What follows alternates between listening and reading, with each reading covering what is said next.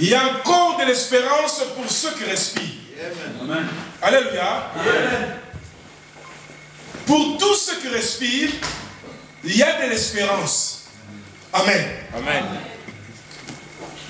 Si tu respires, je vais entendre. Si je suis là, c'est pour encourager quelqu'un. Et dire, tu peux encore espérer. Amen. Alléluia. Amen. Tu peux encore espérer parce que ma Bible me dit, il y a de l'espoir pour tous ceux qui respirent. Amen. Alléluia. Amen. Pour tous ceux qui respirent. Tu n'es pas ce que les gens disent que tu es. Ça, c'est vrai. Amen. Amen. Tu n'es pas ce que les gens disent que tu es, mais tu es véritablement ce que Dieu dit que tu es. Amen. Lorsque les hommes te voient pauvre, Dieu ne te voit pas à la manière des hommes. Amen. Dites Amen bien. Amen. Je dis, hein, lorsque quelqu'un dit ou te qualifie de pauvre, Dieu a un autre rapport par rapport à ta vie. Amen. Lorsque quelqu'un te voit malade, Dieu te voit en bonne santé. Amen. Alléluia. Amen. Moi je crois qu'avec Dieu tout est possible. Amen. Quand je dis tout, ça veut dire tout. Amen. Tout veut dire tout, sauf rien. Tout est possible. Si tu crois que tout est possible, alléluia, pas parce que quelqu'un a dit, mais parce que Dieu a dit, tu peux commencer à espérer. Amen. Alléluia. Amen. Tu peux commencer à espérer. De l'autre côté, un jour, je disais à l'église, bien-aimé,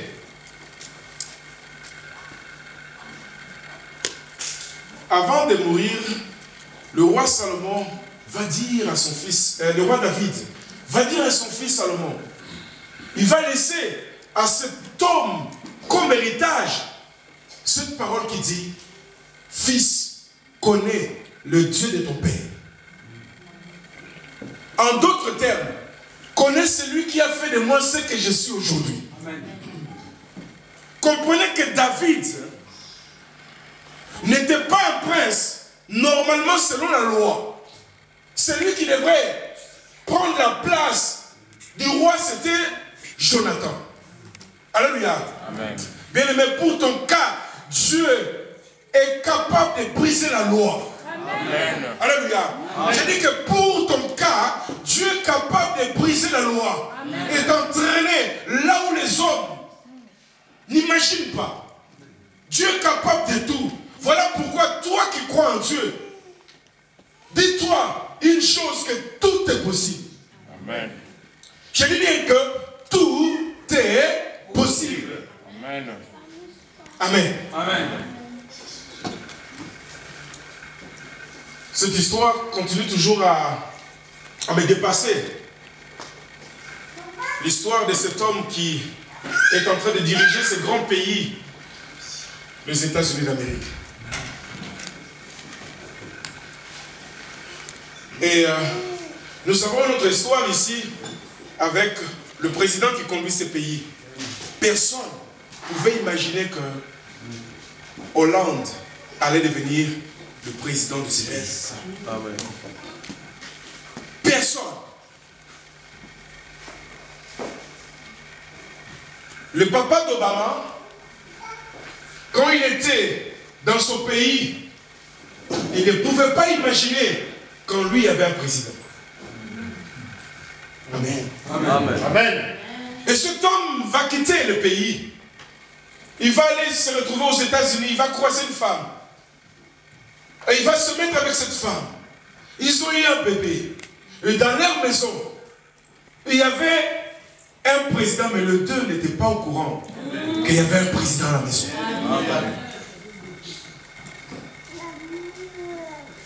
Comme nos enfants font parfois des bêtises, les parents se lèvent pour corriger un peu l'enfant. Ils oubliaient qu'ils étaient en train de taper un président. La personne qui est en train de taper, elle est en train d'oublier qu'elle est en train de taper un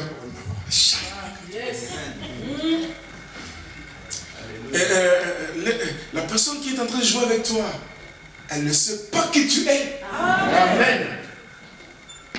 En toi, il y a un président. Amen. En toi, il y a des hommes et des femmes d'affaires. C'est question seulement de temps. Alléluia. C'est question seulement de temps. Alléluia. Et cet homme est parti.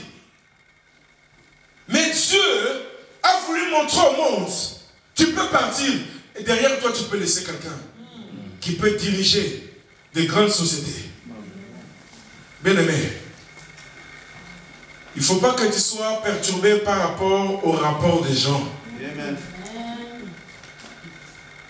faut pas que ta vie soit perturbée parce que quelqu'un a dit. Amen.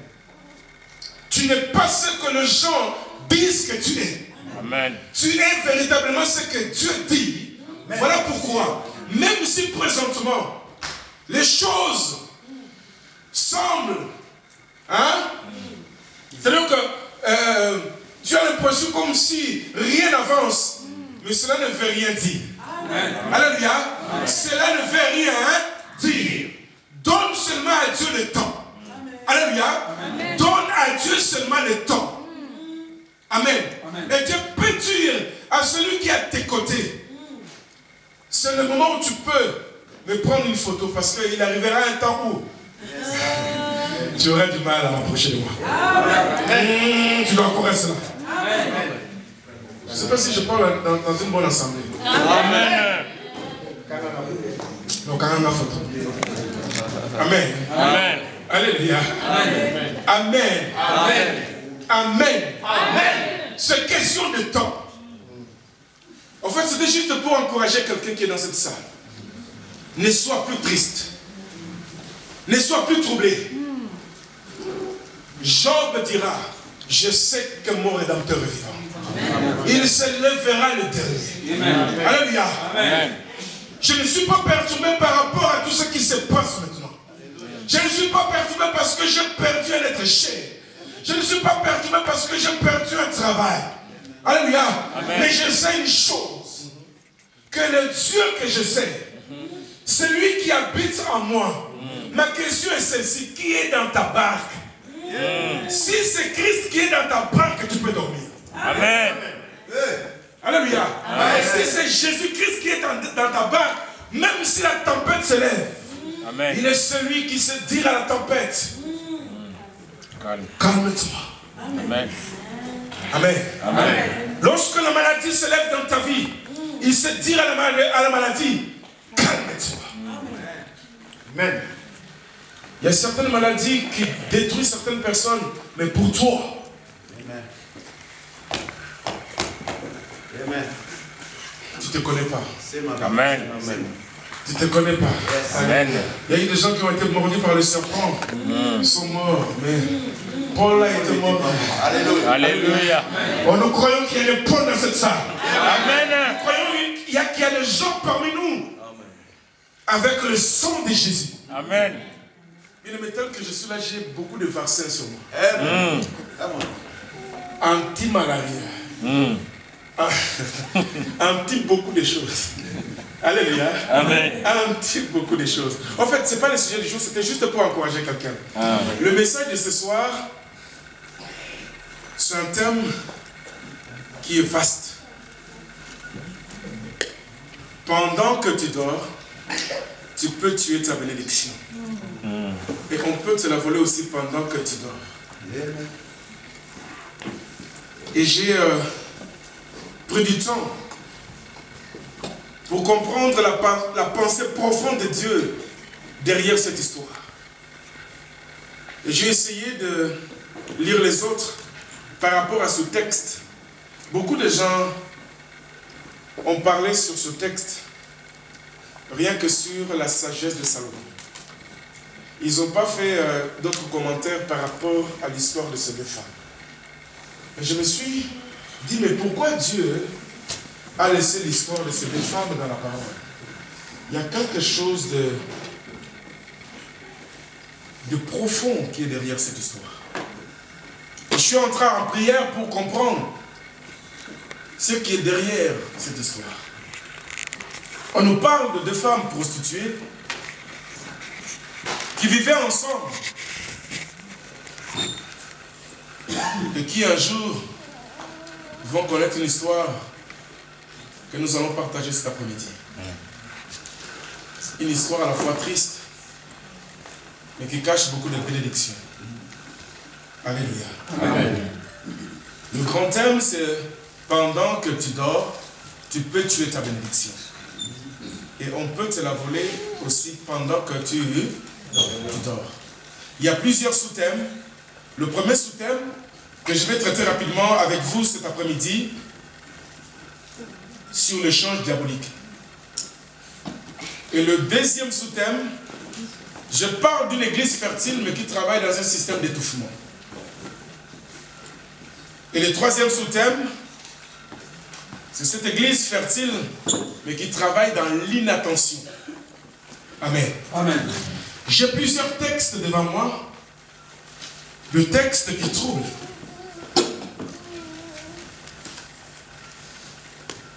Paul, dans la prison, va écrire aux Éphésiens une lettre en disant ceci, dans Éphésiens chapitre 4. Réveille-toi, Éphésiens 4, 14. Réveille-toi, toi qui dors. Relève-toi d'entre les morts et Christ t'éclaire. Alléluia. Amen. Peut-être depuis que tu lis ce texte, tu ne comprends pas la profondeur de ce texte. Mais ce n'est pas notre texte de base.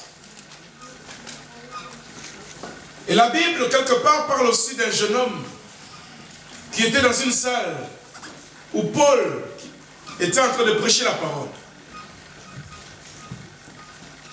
Pour votre information, Paul n'était pas n'importe qui. Cet homme qui a été utilisé puissamment par Dieu.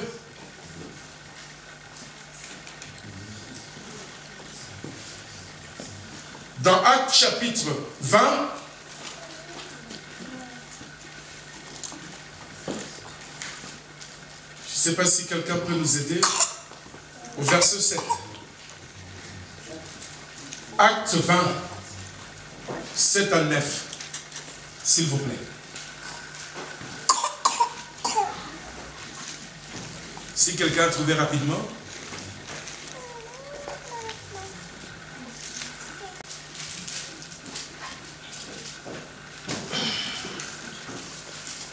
On parle de la résurrection de Tychus. Le premier jour de la semaine, nous étions réunis pour rompre le pain. Paul, qui devait partir le lendemain, s'entretenait avec le disciple et il plongea son discours jusqu'à minuit.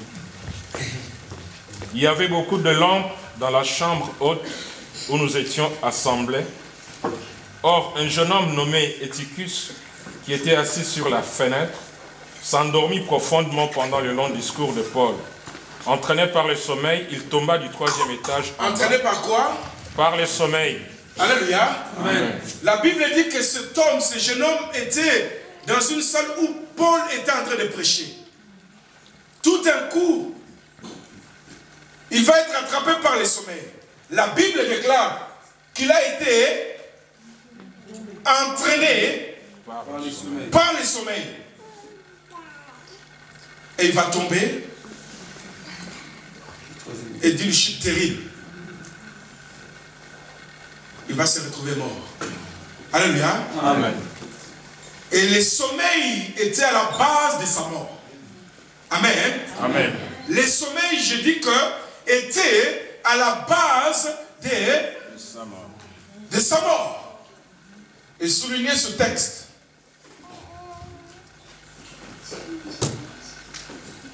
Nous allons lire notre texte de base.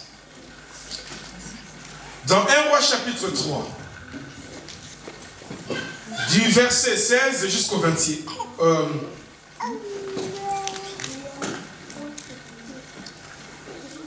Quelqu'un a trouvé? Oui.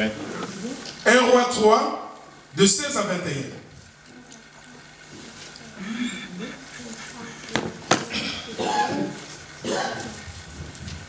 1 Roi 3, 16e verset à 21. Alors 2 femmes prostituées vinrent chez le roi et se présentèrent devant lui. L'une des femmes dit, « Pardon mon Seigneur, moi et cette femme, nous demeurions dans la même maison et je suis accouché près d'elle dans la maison. 3 jours après, cette femme est aussi accouchée. Nous habitions ensemble, aucun étranger n'était avec nous dans la maison, il n'y avait que nous 2. Le fils de cette femme est mort pendant la nuit parce qu'elle s'était couchée sur lui. Elle s'est levée au milieu de la nuit, elle a pris mon fils à mes côtés tandis que ta servante dormait et elle l'a couché dans son sein. Et son fils qui était mort, elle l'a couché dans mon sein. » Amen. Amen. Reste debout, mon frère. La femme qui raconte l'histoire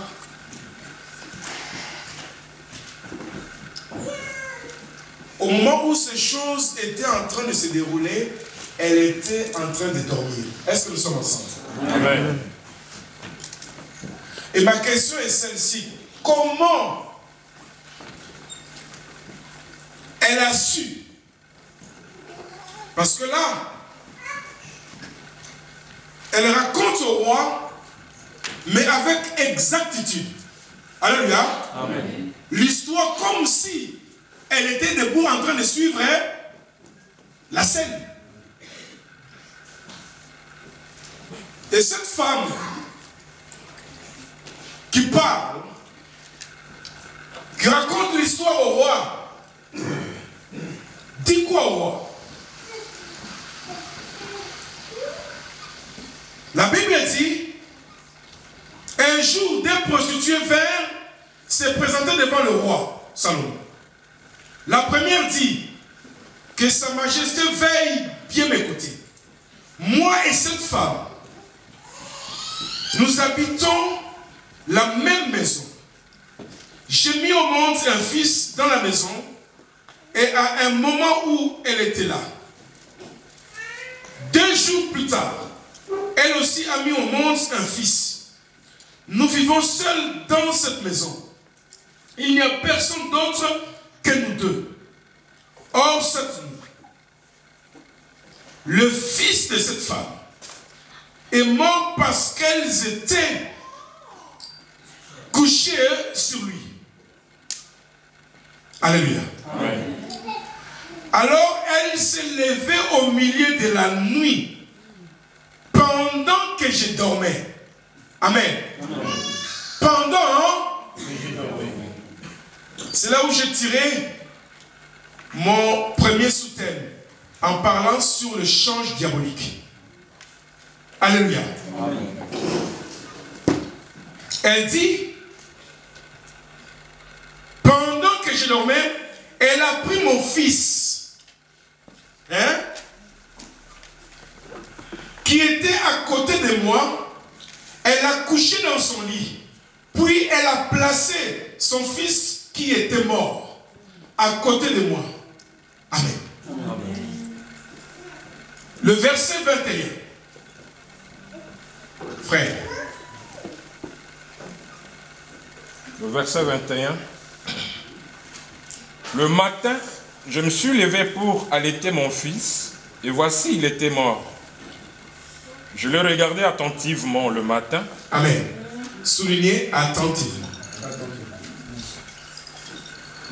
Je l'ai regardé attentivement. Attentivement. Ton problème, mon problème, nous ne prenons pas assez de temps pour regarder nos vies d'une manière attentive. Amen. Quand tu regardes ta vie d'une manière attentive, tu peux dire, il y a quelque chose qui ne va pas. Alléluia. Amen. Amen. Alléluia. Amen. Amen. Amen. Amen. Cette femme dit, je le regardais d'une manière attentive. Frère, poursuis. Je le regardais attentivement le matin, et voici, ce n'était pas mon fils que j'avais enfanté. Pasteur, c'est bizarre. Le mot matin revient 2 fois. Alléluia. Je préfère insister. Et au verset 21, elle dit quoi? Le matin. Ce matin. Amen. Amen. Elle ne parle pas de midi. Elle dit ce matin. Amen. Amen. Quand je me suis levé pour allaiter mon fils, je l'ai trouvé mort. Et je le regardais attentivement. Alléluia. Amen. Le matin. Mais si vous ne faites pas l'effort d'aller trouver d'autres versions, vous n'allez pas comprendre. Et j'ai fait exprès d'amener la version français courant. Je pense que ça va aider quelqu'un. Dans cette version, il est dit ceci. Ce matin, quand je me suis levé pour allaiter mon fils, je l'ai trouvé mort.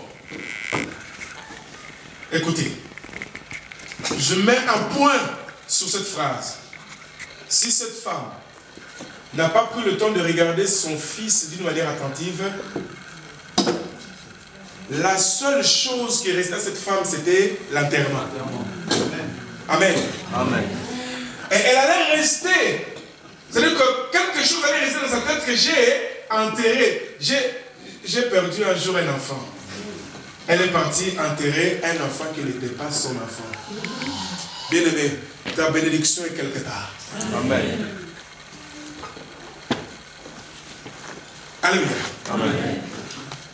Mais cette femme n'a pas seulement constaté la mort de son fils, mais elle a voulu se rassurer si réellement cet enfant était son fils. La Bible dit, je le regardais attentivement à la lumière.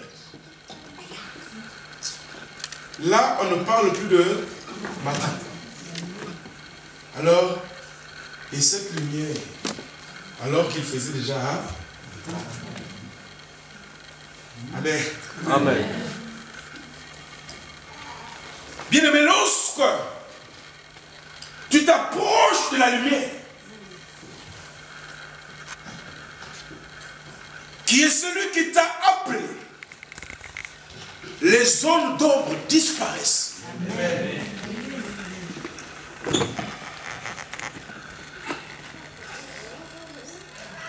Je l'ai regardé attentivement à la lumière et j'ai vu que ce n'était pas mon fils. C'est là où elle a pris la décision d'entraîner cette femme devant le roi. Nous avons le droit d'entraîner certaines personnes devant le roi du roi. Amen. Amen.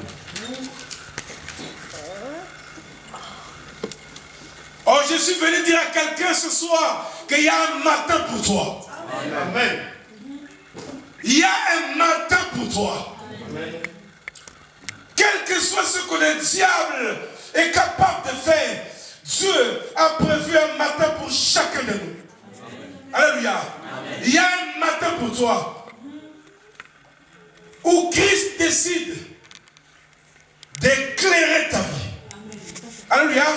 De permettre que tout devienne clair. Amen. Quand tout commence à devenir clair, bien aimé, il n'y a plus question de rester bras croisés. Alléluia. Bien aimé, il y a certaines choses que nous arrivent, nous sommes parfois victimes.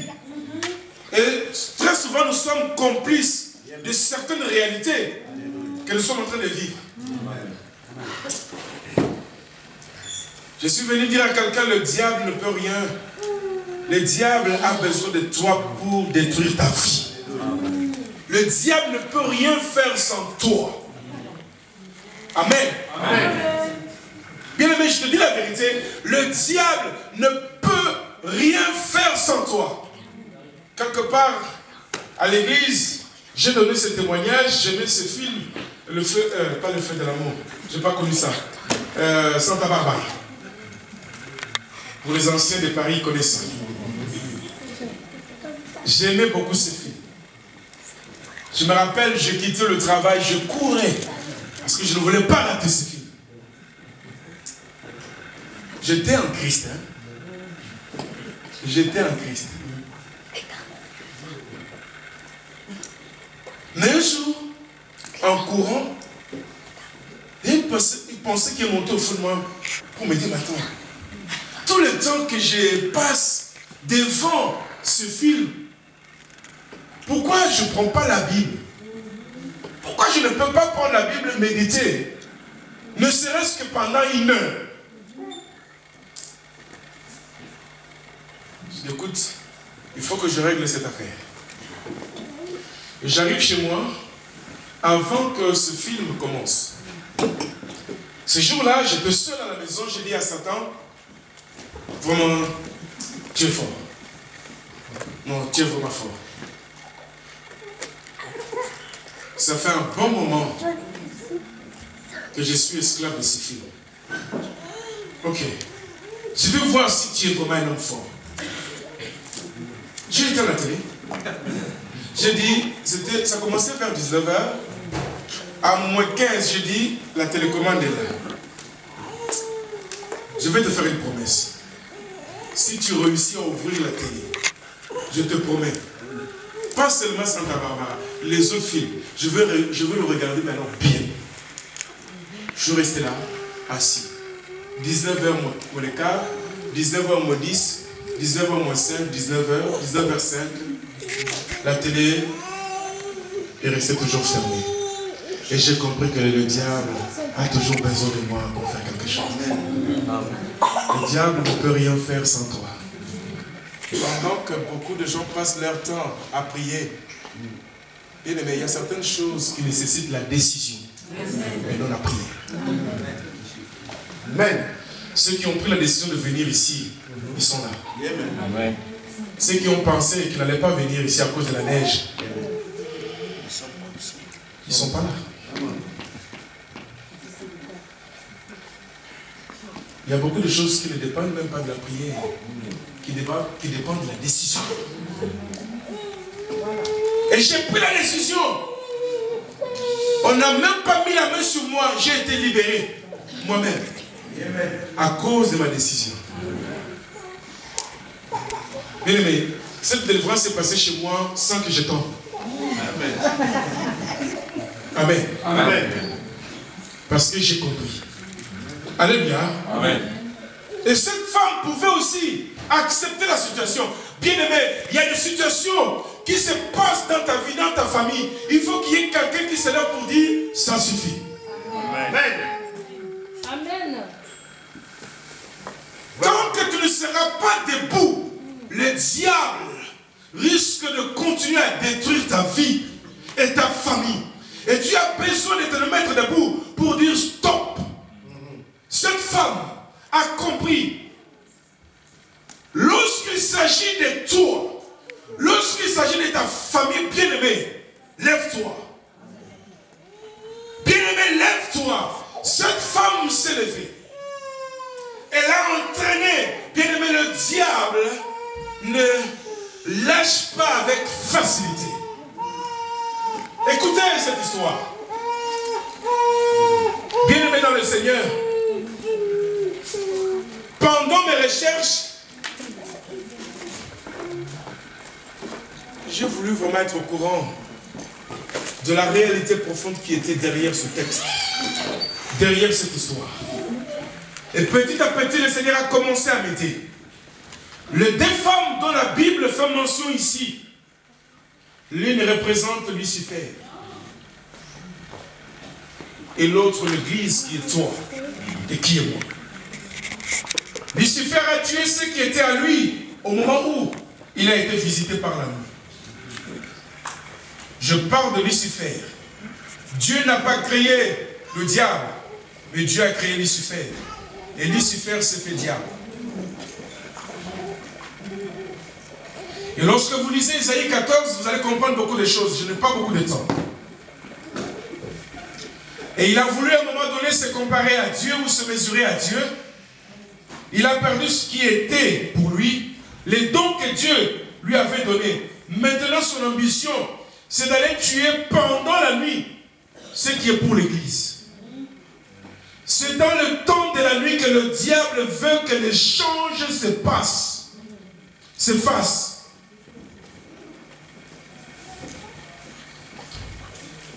Bien aimé, ces choses se déroulent pendant la nuit.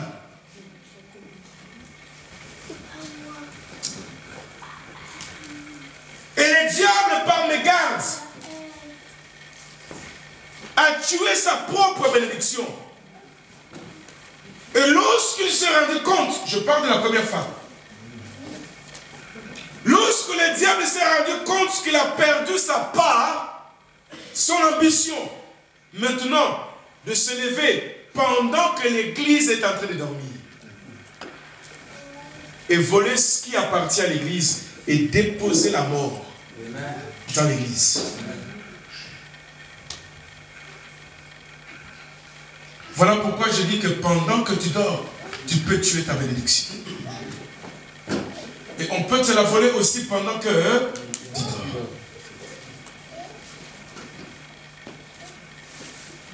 Amen. Amen. Aujourd'hui, je vais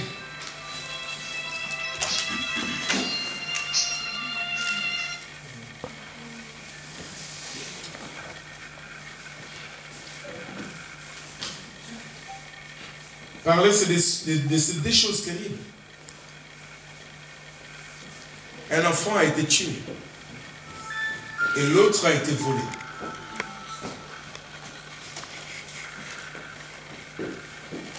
Tout comme cette femme, tu ne comprends pas comment tu as pu t'endormir avec un enfant vivant et tu te réveilles avec un enfant mort. Dans un moment d'inattention, tu as certainement perdu toi aussi ta part.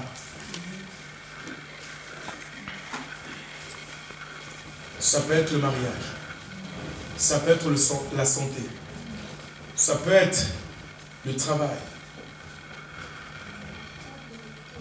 Et cet enseignement, bien aimé dans le Seigneur, a pour but de nous aider à voir comment le sommeil peut nous amener à tuer notre propre bénédiction ou nous faire perdre notre part.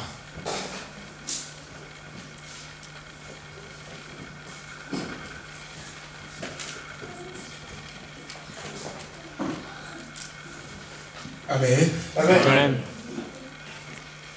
Un homme me dira un jour, pendant qu'il dormait, il se passait quelque chose de terrible. Au moment où j'étais en train d'écouter cet homme, mon cœur était meurtri. Et quand je parle de ce message, je suis troublé parce qu'il se passe tellement de choses. Je ne comprends pas comment l'Église n'arrive pas à saisir ces choses. Et ce jour-là, cet homme-là était avec sa femme. Et la femme me dira, pasteur, si je suis encore là, c'est parce que Dieu est en train de veiller sur moi. Et j'ai prié Dieu pour qu'il continue à m'aider parce que il arrive des fois où je craque et j'ai envie de quitter. J'ai envie de partir. Et souvent, lorsqu'on attrape quelqu'un dans une bêtise, nous sommes pressés.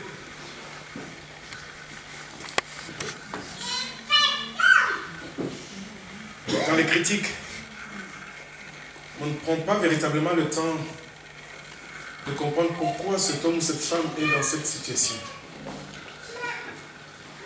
Et cette femme était en train de traverser un moment très difficile avec son mari. Et le mari, dans un moment d'angoisse, de toutes ces choses que vous pouvez imaginer pour quelqu'un qui est en train de vivre des choses qui perturbent sa vie, et voire même sa famille. Et cet homme dira, c'était pendant une nuit. Alors que j'étais en train de dormir avec ma femme, je me suis vu dans un rêve en train de traverser la forêt. Et pendant que je traversais la forêt, j'ai vu un groupe d'oiseaux qui se sont précipités vers moi et qui ont commencé à, je ne sais pas quel terme utiliser, à me piquer.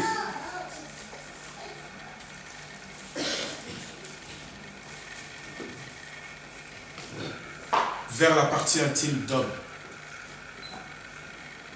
Et j'ai commencé à me battre avec les oiseaux. Et pendant ce temps-là, ils étaient là en train de me piquer. J'avais tellement mal et j'ai commencé à pousser un grand cri. La femme qui dormait à ses côtés a entendu l'homme pousser des cris. Et du coup, l'homme s'est réveillé. Et la femme était déjà debout. Elle va poser la question à l'homme, mais qu'est-ce qui se passe chez lui? Le gars était en train de transpirer. Il va dire à sa femme, va raconter à la femme l'histoire que je viens de vous dire. Et pendant qu'il racontait à sa femme l'histoire, il a senti un mal. Il va baisser le pyjama. Il y avait du sang partout, dans la réalité. Et depuis ces jours-là, cet homme est devenu impuissant. Et la femme était maintenant obligée d'expérimenter, de vivre ces choses. Et plus d'une fois, elle a été visitée par le diable avec la pensée de sortir, c'est-à-dire d'aller voir ailleurs. Alléluia. Il y a certaines personnes qui font certaines choses, mais qui est au courant de la vraie réalité? Des choses terribles se passent pendant que l'église est en train de dormir, pendant que l'église est dans le jugement. J'ai beaucoup de témoignages comme ça. Des hommes qui viennent dans nos églises avec des problèmes qui dépassent l'entendement.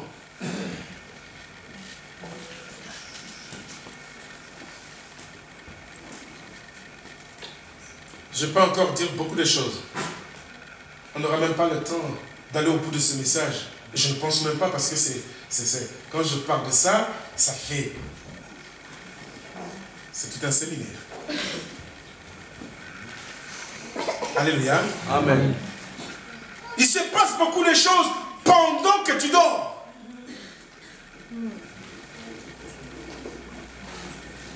La personne que tu vois ou qui est en face de toi, tu ne la connais pas. Tu peux la juger, mais tu ne la connais pas. Nous sommes arrivés à un temps où l'église doit être debout pour prier pour l'église. Que de passer son temps dans le critique qui ne nous aide pas. C'est ton frère, c'est ta soeur.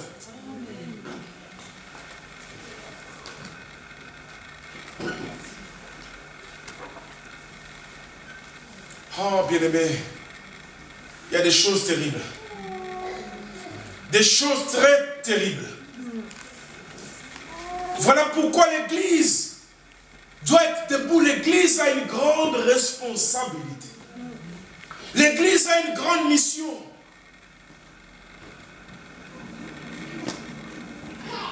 Aujourd'hui, je suis un homme triste quand je vois tout ce qui se passe dans l'église. L'église a oublié sa mission. Elle est en train de faire des choses qui n'ont rien à voir avec la mission que Dieu lui a confiée. Amen. Je me demande pourquoi nous sommes là. Pourquoi tu viens ici? Beaucoup ne savent pas pourquoi ils sont là. Je dis de l'autre côté, il est important pour chacun de nous savoir pour qui tu viens, pourquoi tu viens. Amen. Si tu ne sais pas pour qui tu viens, pourquoi tu viens,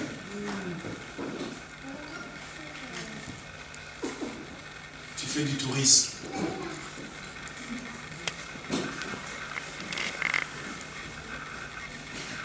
L'église est comme un corps. Et dans un corps, il y a plusieurs membres. Chaque membre a sa place. Et chaque membre a son rôle. Et a son importance. Je disais encore ce matin, il y a des membres visibles et des membres invisibles. Ce n'est pas parce que tu es un membre visible que tu es beaucoup plus important qu'un membre invisible. Il y a certains membres qui jouent un rôle très important dans le corps, mais qu'on ne voit pas. Je prends l'exemple de ton cœur. Qui voit le cœur? Si on enlève le cœur, c'est fini. Amen. Amen. Tu as une place dans le corps. Et tu as un rôle à jouer dans le corps. Tu es important dans la maison de Dieu. Tu dois connaître ta place et rester à ta place. Si tu ne connais pas ta place, tu risques d'aller te mettre dans la place de quelqu'un. Non. Je ne sais pas si quelqu'un a compris. Amen. Amen. Tu dois connaître ta place. C'est important. Je parle français. Tu dois connaître ta place. Parce que si tu ne connais pas ta place, il y a un risque. La femme a sa place dans le foyer, comme l'homme a aussi sa place. Et les enfants ont aussi leur place. Et l'homme doit rester à sa place. Pour qu'il reste à sa place, il doit connaître sa place d'homme et jouer son rôle d'homme dans la maison. Et la femme doit aussi connaître sa place de femme et joue son rôle de femme dans la maison. Le rôle de la femme n'a rien à voir avec le rôle de l'homme. Les enfants doivent aussi rester à leur place. Il y a des papas yo-yo.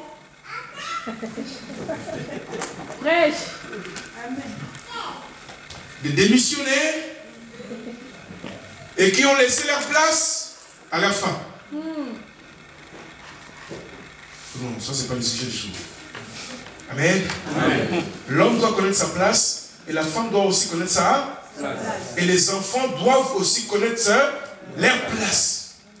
Chacun a sa place. Lorsqu'il y a un embouteillage, vous créez un conflit.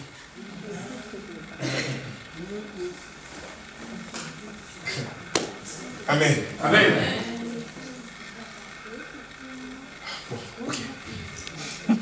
On ne reste pas là-dessus. Alléluia. Amen. Et c'est très important. Bien aimé, je peux dire beaucoup de choses. Mais allons vite.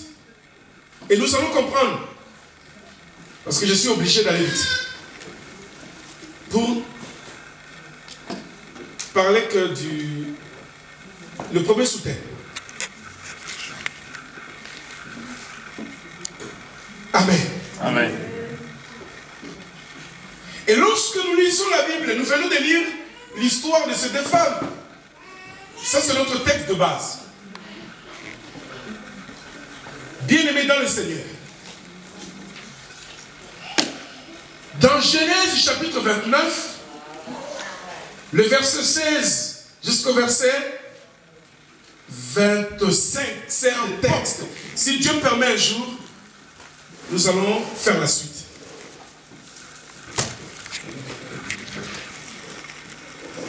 Mon frère, aide-nous.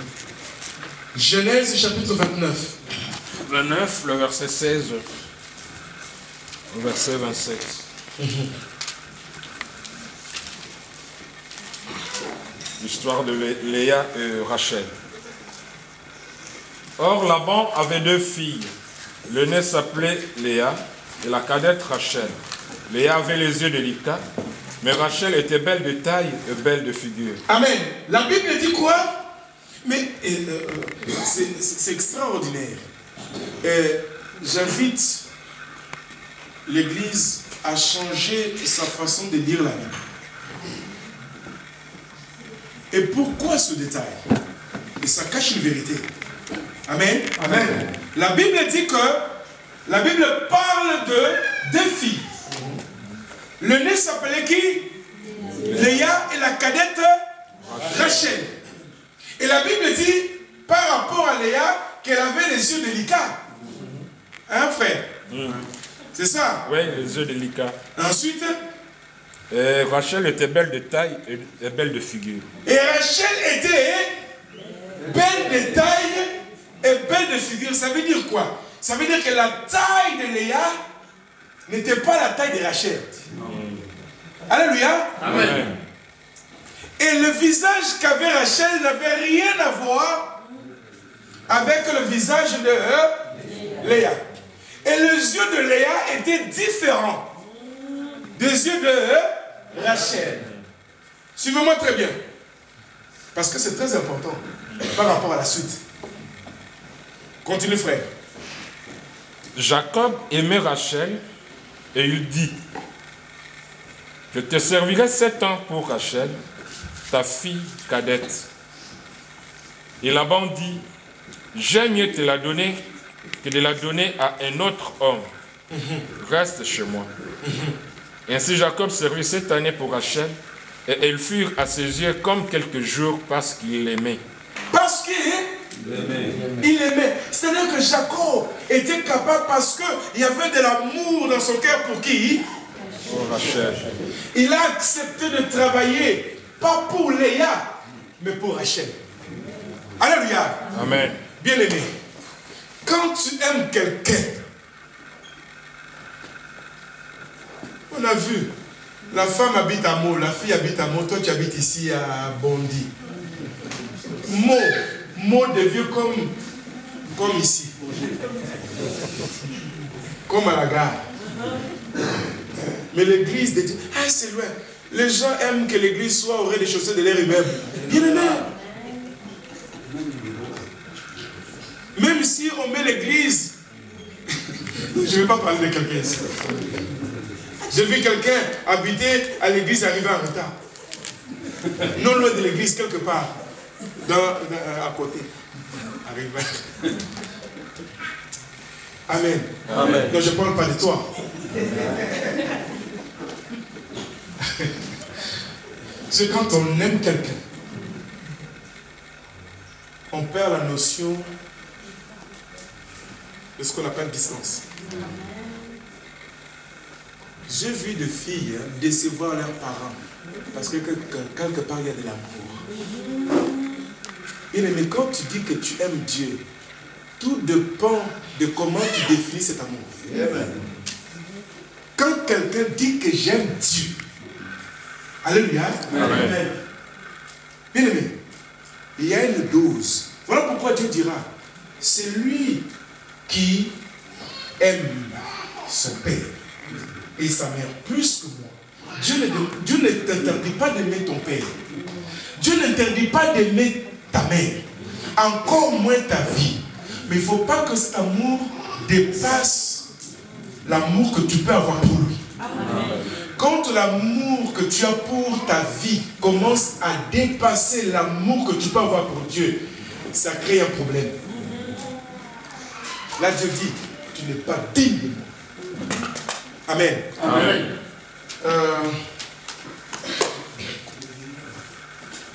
Je vais m'arrêter là. C'était juste l'entrée. Amen. Amen. En fait, la suite, nous allons voir quoi? 7 ans après, Jacob va réclamer Rachel parce qu'il travaillait pour Rachel. Là-bas, il n'y a pas de problème. Ils ont réalisé une fête. Et la livraison de Rachel se passe la nuit. Et au lieu que Rachel soit livrée, on va livrer Léa. Mais ça, ce n'est pas un problème. Mais le véritable cas, c'est que Jacob va dormir avec Léa. Et c'est seulement le matin qu'il s'est rendu compte que ce n'était pas Rachel. Mais qu'est-ce qui s'est passé? Que Dieu vous bénisse.